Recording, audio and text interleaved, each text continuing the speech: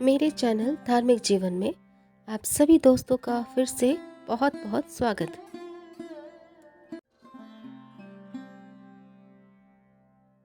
हनुमान जी की उपस्थिति कलयुग में भी मानी गई है। हनुमान जी के बारे में तुलसीदास लिखते हैं, संकट कटे मिटे सब पीरा, जो सुमिरै हनुमत बलबीरा। हमेशा अपने भक्तों को संकट से निवृत्त करने वाले हनुमान जी इस युग में भी सक्रिय माने जाते हैं। बजरंग बली के उन 10 गुणों के बारे में विचार करेंगे जो न केवल आपको पुरुषार्थी बनाएंगे बल्कि आपके भक्तिपूर्ण जीवन के उद्देश्य के लिए भी काफी प्रेरक होंगे। 1. संवाद कौशल। सीता जी से हनुमान पहली बार रावण की अशोक वाटिका में मिले, इस कारण सीता उन्हें नहीं पहचानती थीं। एक वानर से श्री राम का समाचार सुन वे आशंकित भी हुईं, परंतु हनुमान जी ने अपने संवाद कौशल से उन्हें यह भरोसा दिला ही दिया कि वे राम के ही दूत हैं। सुंदरकांड में इस प्रसंग को इस तरह व्यक्त किया गया है, कपि के वचन सब प्रेम सुनी उपजा मन विश्वास, जाना मन क्रम बचन यह कृपा सिंधु कर दास। 2. विनम्रता। समुद्र लांघते वक्त देवताओं ने सुरसा को उनकी परीक्षा लेने के लिए भेजा। सुरसा ने मार्ग अवरुद्ध करने के लिए अपने शरीर का विस्तार करना शुरू कर दिया। प्रत्युत्तर में श्री हनुमान ने भी अपने आकार को उनका 2 गुना कर दिया। जस जस सुरसा बदनु बढ़ावा, तासु दूण कपि रूप देखावा। इसके बाद उन्होंने स्वयं को लघु रूप में कर लिया, जिससे सुरसा प्रसन्न और संतुष्ट हो गईं। अर्थात केवल सामर्थ्य से ही जीत नहीं मिलती है, विनम्रता से समस्त कार्य सुगमता पूर्वक पूर्ण किए जा सकते हैं। 3. मर्यादाओं की सीमा को नहीं लांघना।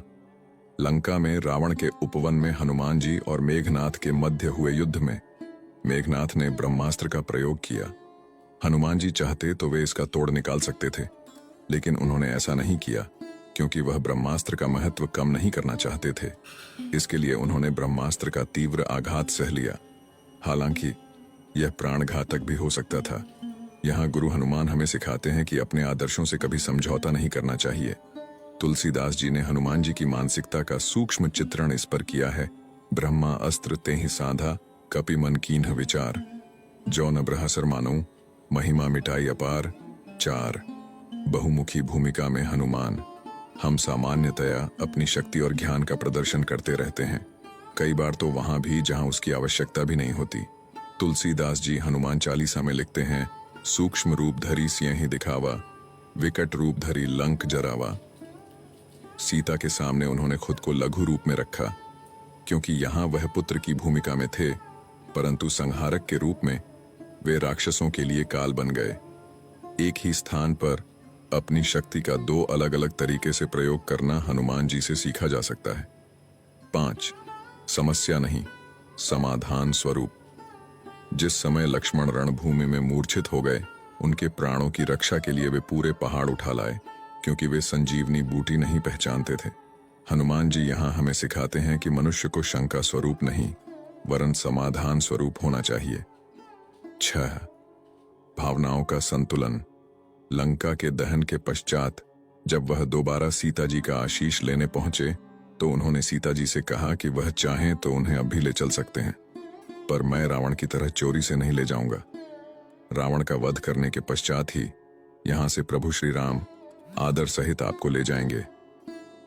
राम भक्त हनुमान अपनी भावनाओं का संतुलन करना जानते थे, इसलिए उन्होंने सीता माता को उचित समय अर्थात 1 माह में आकर ससम्मान वापस ले जाने को आश्वस्त किया।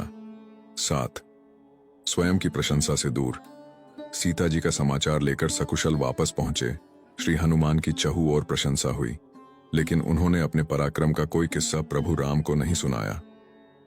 यह हनुमान जी का बड़प्पन था, जिसमें वह अपने बल का सारा श्रेय प्रभु राम के आशीर्वाद को दे रहे थे।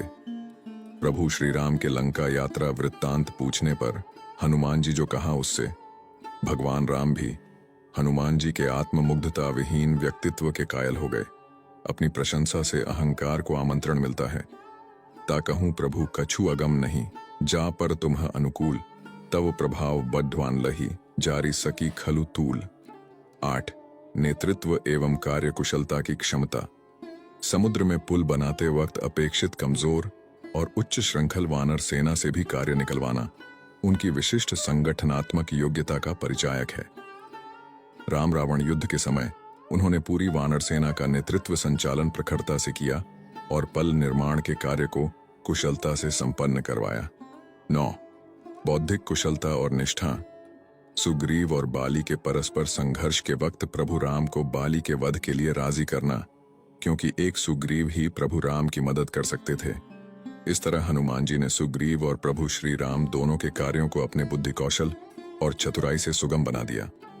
यहाँ हनुमान जी की मित्र के प्रति वफादारी और आदर्श स्वामी भक्ति तारीफ के काबिल है। 10. समर्पण। श्रद्धा, भक्ति एवं समर्पण एक दैविक विचार एवं आचरण है। हनुमान जी एक आदर्श ब्रह्मचारी थे। उनके ब्रह्मचर्य के समक्ष कामदेव भी नतमस्तक थे। यह सत्य है कि श्री हनुमान विवाहित थे, परंतु उन्होंने यह विवाह एक विद्या की अनिवार्य शर्त को पूरा करने के लिए अपने गुरु भगवान सूर्यदेव के आदेश पर किया था। श्री हनुमान के व्यक्तित्व का यह आयाम हमें ज्ञान के प्रति समर्पण की शिक्षा देता है। इसी के बलबूते हनुमान जी ने अष्ट सिद्धियों और सभी 9 निधियों की प्राप्ति की। इस प्रकार हनुमान जी श्रद्धा, भक्ति एवं समर्पण के प्रेरक स्रोत हैं।